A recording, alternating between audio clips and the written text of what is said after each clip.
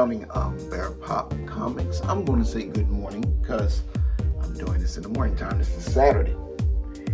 And the book you see in the center, before I get into what I got, basically I'm going to get into a digital haul today, but I have to do something special first. And that particular special is, well, let me get myself adjusted here.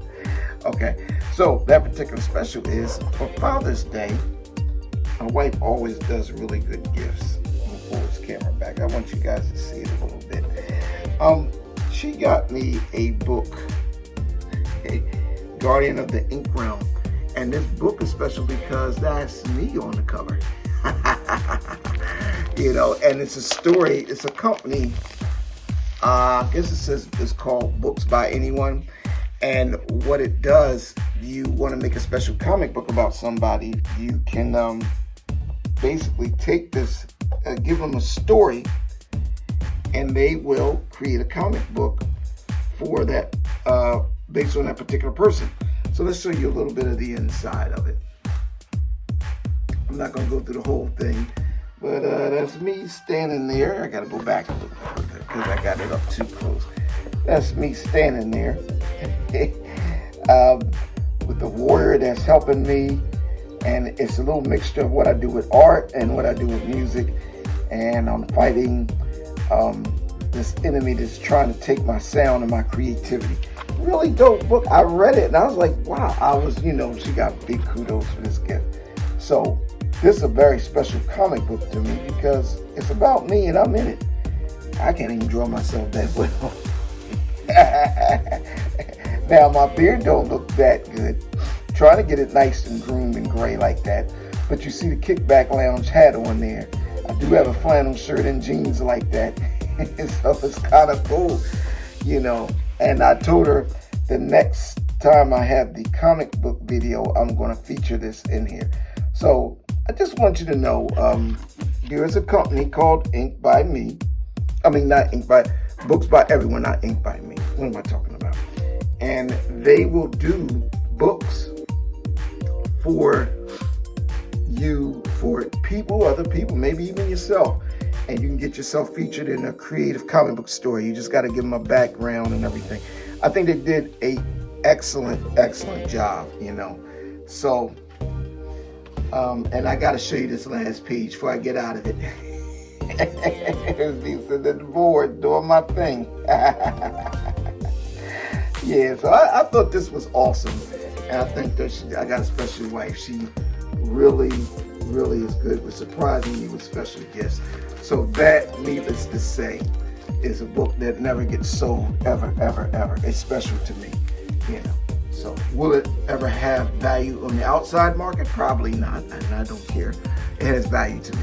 So with us getting into that part, let's get into my digital hauls before I get into the stuff that I have behind me, you know. Actually, the stuff behind you that you see is kind of like a background, but I do want to cover a little bit of this stuff, you know, because I'm a graphic novel freak. Okay, let's open up my Amazon. And I got some very interesting books over the past weeks. This can get really addictive with these digital books, I'm going to tell you the truth. Oh man, so here's my library. Let's slide this back so you guys can see it. Here's my library. This is what the recent stuff I've gotten. I gotta really be ready. So I gotta slide it back to the beginning. I'm sorry. So we have, oh, come on, go back to it. There we go, that's the cover.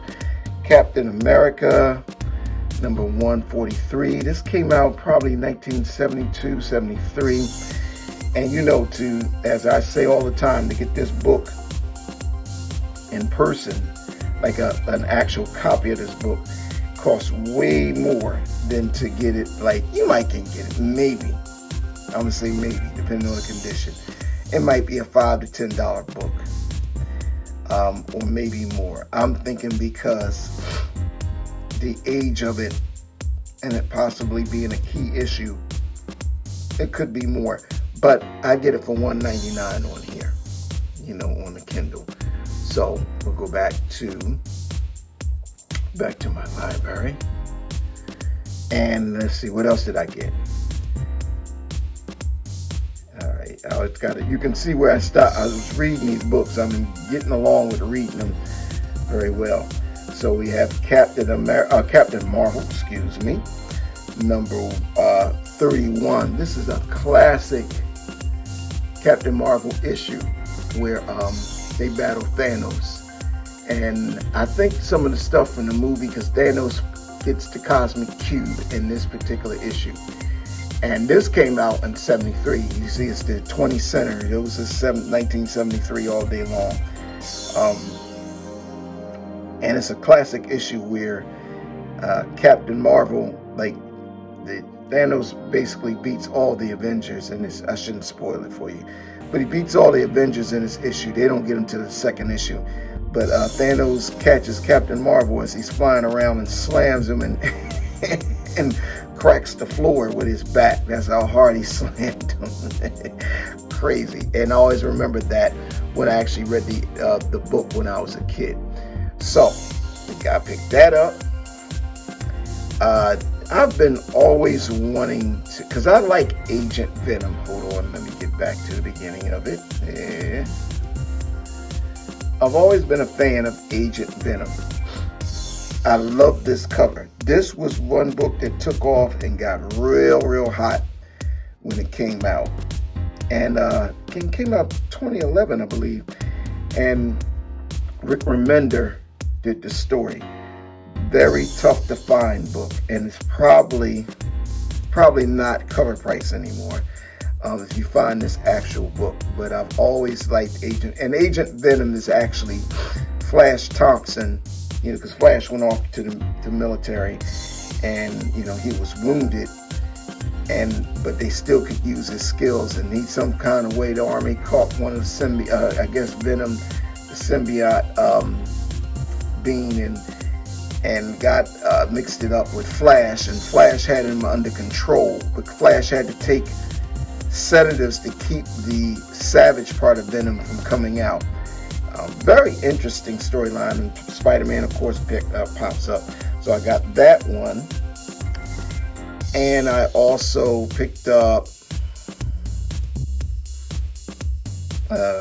this number 5 of this issue. Oh, hold on. Go back down here. There we go. So we got number 5, and this was also the continuation of the one you just saw. And I've been I just started, like, not even start reading it yet. I just glanced through it. So it's definitely something I want to get into. But I'm happy to say that I have these books, because I can never find them. You go to a comic book store, you ain't gonna find them. Not that I know of. Oh, it's something else I picked up too. And there's my favorite. Y'all know how I feel about Marvel value stamps, because that's when I got into the game. When I was a kid, you know, in 73, I really started collecting serious. And it was a kid next door that got me into it, and I always liked those Marvel value stamps because they were special at the time. No actual value. It was more value to keep them in a book, but, you know. This issue here, I've always loved the cover. Now, I actually sold this to John the comic guy because I had this book, and I didn't want to sell it, but at the time I was moving a set of books and actually did a trade because he had something that I wanted.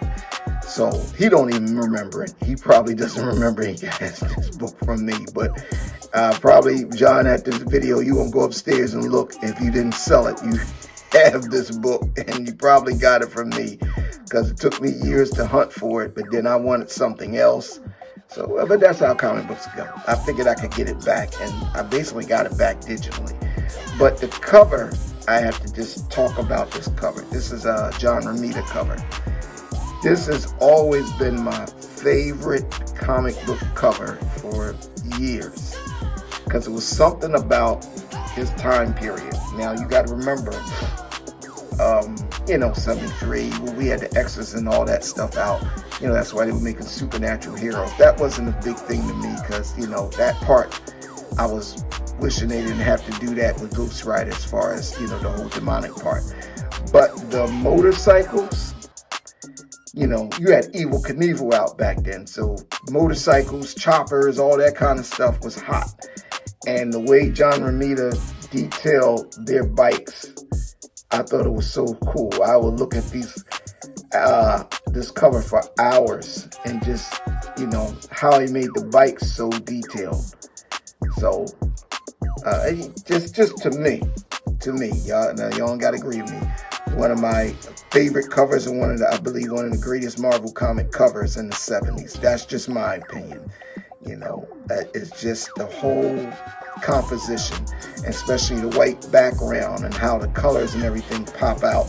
So I'm a big fan of this cover. If I found this book again, actually I'd probably buy the actual copy of this book. And this was when books went up to 25 cents. So this might be a 1974 issue. But hey, it's still hot. So I couldn't stop there with that one. I wound up getting the issue right before it, which was, there's the Marvel Value Stamp again. And I stopped at the last page because I was like, wow. Even though I know I can't cut it out, it don't even bother me. I just like having it in the book. So the issue, this was number 6.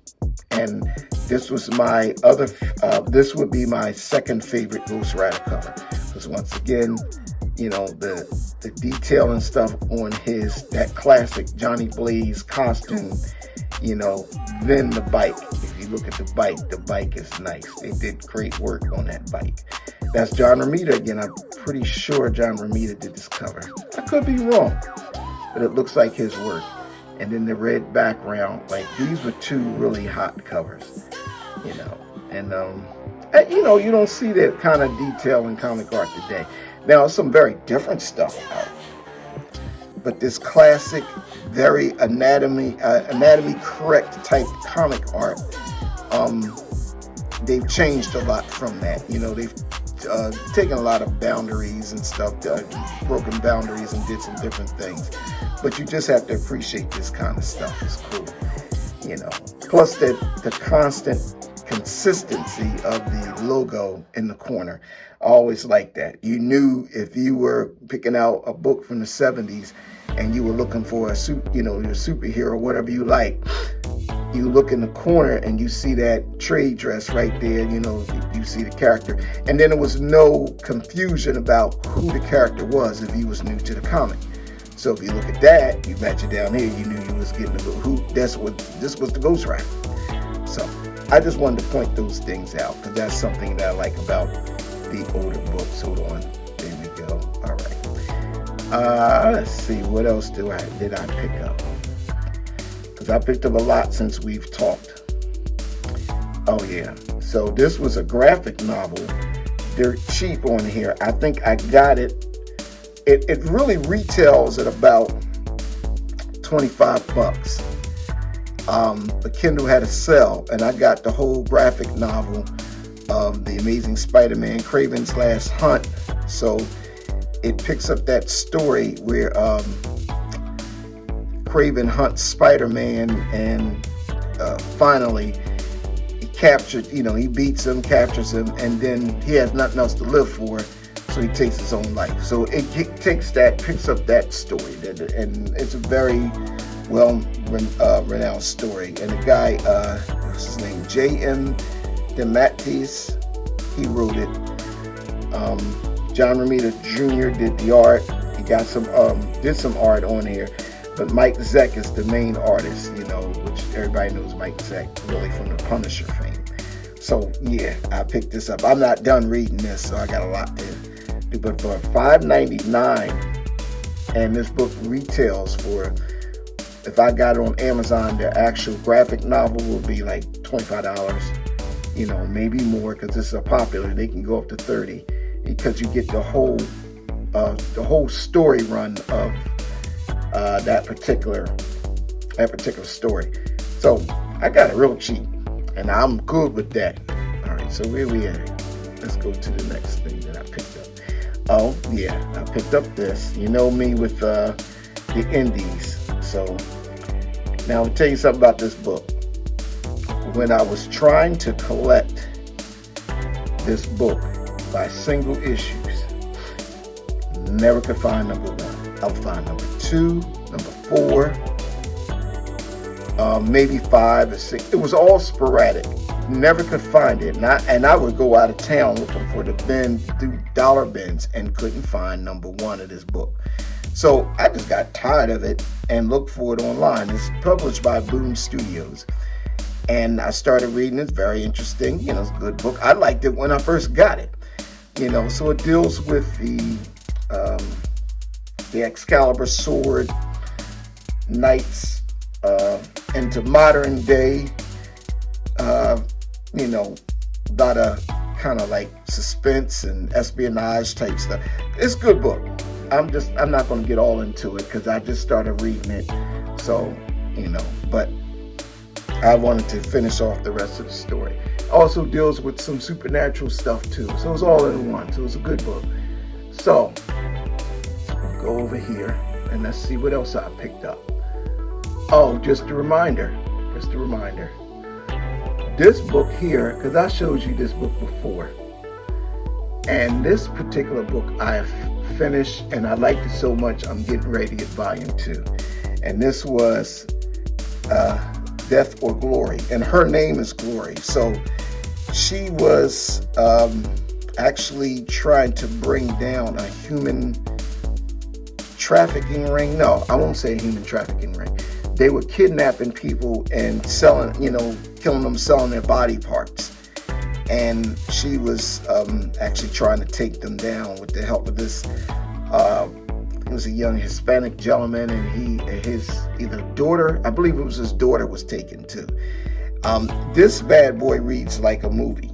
It's very, very entertaining, very exciting. Rick Remender wrote it. The car chases, you know, the fight scenes, gunshots, you know, it's like basically an action movie. He did a good job with this. And I read the whole thing and I said, okay, I got to get volume 2. Very good book. Very different approach in the comic book. There's no superpowers in here. These are just normal people, you know. She has little street fighting skills, but mostly it's her just car driving skills. She used to race cars. You can go. So I picked that up, and let's see what else did I get. I'll stop it. Do what I wanted you to do here. Sometimes it gets me a little. Oh, I found this classic here too. And I had this classic Batman. You know, I always got to mess around with Batman here and there. So I had this classic Batman when I was a kid. This is when books went up to 35 cents. I think one of my sister's boyfriends gave me the book.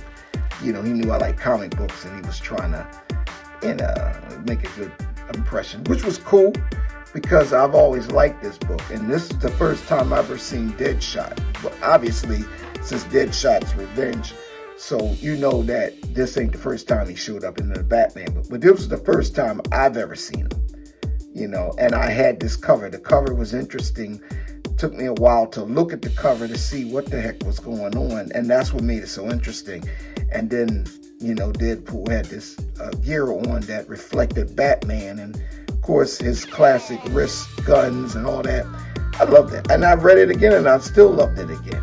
Plus, there's a cool moment between him and Robin, because Robin is, you know, they do a little sparring, and Robin is grown up now, and he's running the Teen Titans. So this was early when they started changing with the Teen Titans and having Robin in charge. So what else did I get since we were, oh yeah. See, you guys see, I'm having fun with this device now. And I had looked for this book.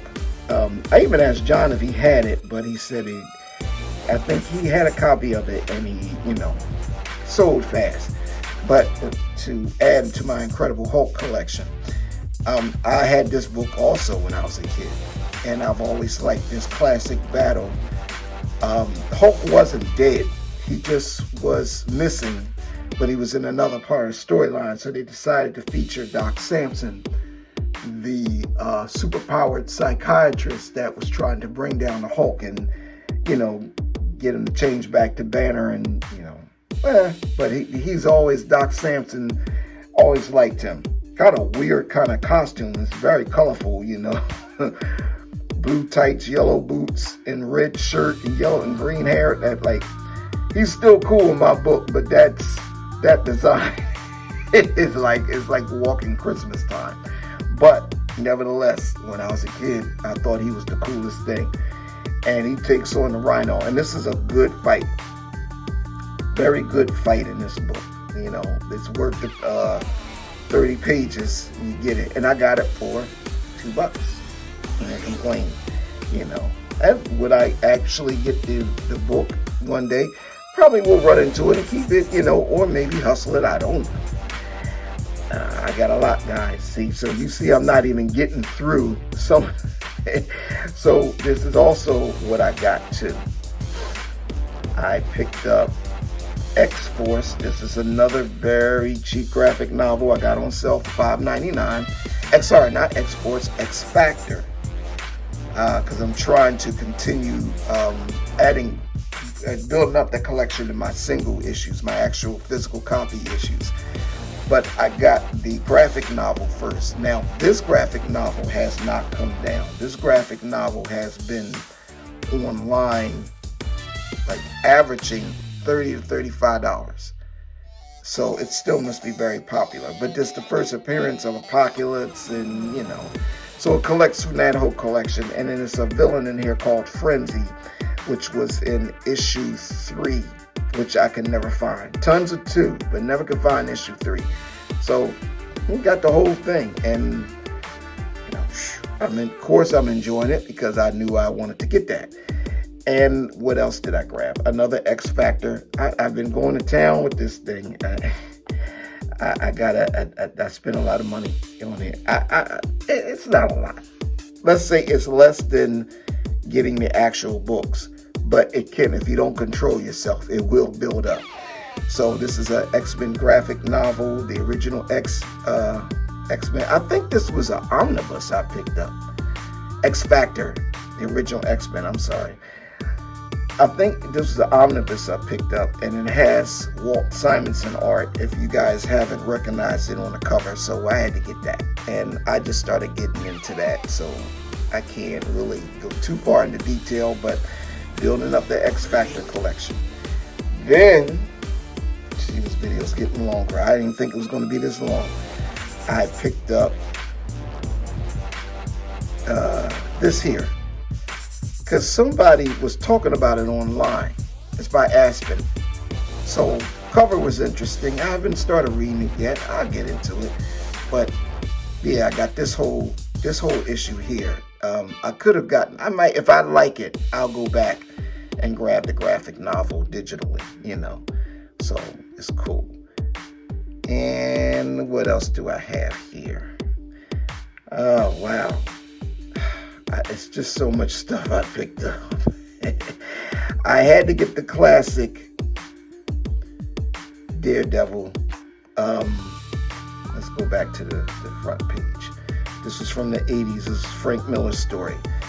And this was listed as the, and this part inspired the series 2, maybe season 2 of Daredevil.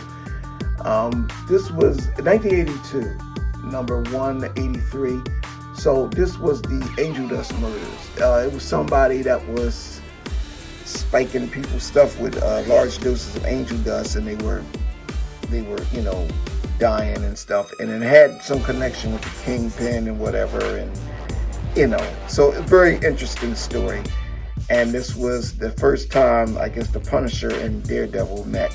So this book, to get it actually in hard copy, it's probably, you're not going to get this book cheap because it's a key issue. So I got that one and part 2 of that, yeah, and the story was good. Frank Miller did a good story. It's very realistic. This is when they got Daredevil out of being like they used to call low budget Spider-Man. and he took over the book, and it took it out of that whole arena to where Daredevil was getting a lot of respect. So these stories are very crime, noir, street, very good books. Very good books. I read them both. So I had to get those, And it's so funny because you think about the book or see somebody do a comic review on it, and it's like, oh, I don't got to go look for it in the store. So what was the last thing? I picked up another Daredevil book, but I'm not going to get into it because we'll be here all day. We will be here all day. I'm going to save some for the next video. So what else I picked up was these issues here by Dark Horse Comics. I've always liked this character, Ghost, and I said I never got the volume 1. Books are sporadic. So I said I'm going to pick them up. I'm going to pick it up on here. So this is what I've been getting.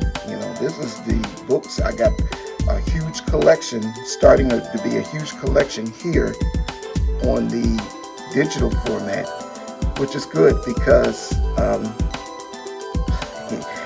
I can't always get to the comic book store, and some stuff, as I mentioned, John has, and some stuff he doesn't have. I got a lot of samples of stuff here too that I'm going to get into.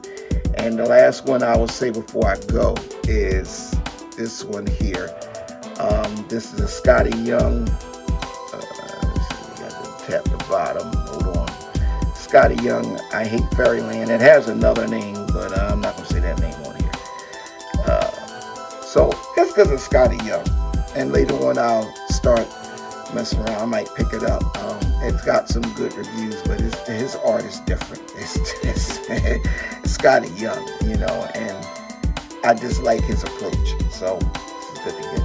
So this is my digital haul. And before we close out, I was going to get into my graphic novel collection of the Fantastic Four, but I ain't going to get into that today because we went so far into this.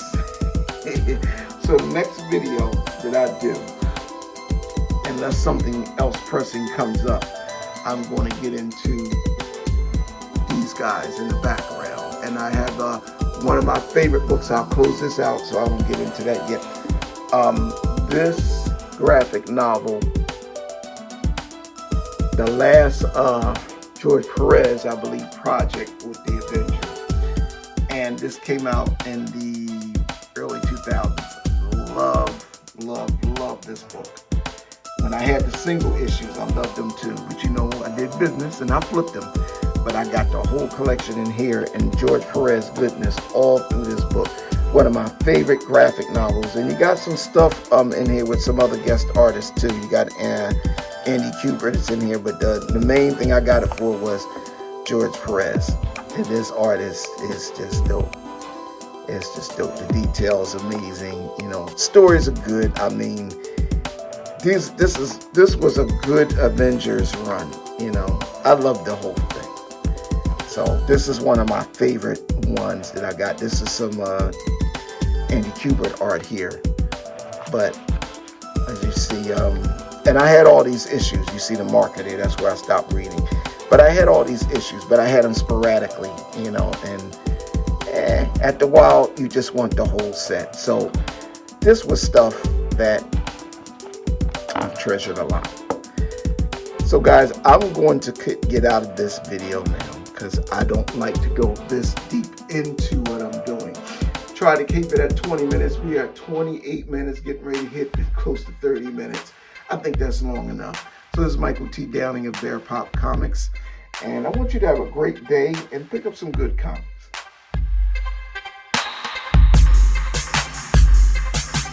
KIC-BACK music.com.